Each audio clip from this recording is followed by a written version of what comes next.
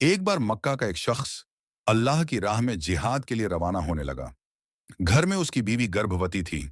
जाते जाते उसकी आंखों में आंसू थे। उसने दरवाजे पर रुककर आसमान की तरफ देखा और कहा, ऐ अल्लाह, ये बच्चा तेरे हवाले है। वो चला गया और वक्त बीतता गया।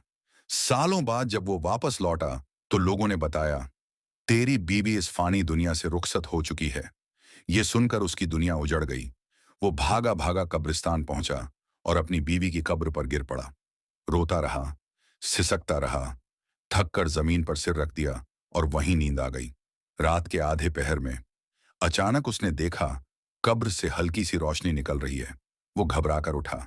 कब्र खुद ब खुद खुलने लगी और जो मंजर सामने था वो देखकर उसकी सांसें थम गईं। अंदर उसकी बीवी थी, उसकी गोद में एक जिंदा बच्चा जो मुस्कुरा रहा था, बिल्कुल वैसा ही जैसा उसने अल्लाह को सुपुर्द किया था।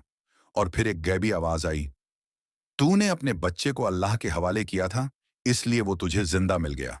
अगर तूने अपनी बीवी को भी अल्लाह के हवाले किया होता तो वो भी तुझे जिंदा मिलती। वो पल ईमान, सब्र और रहमत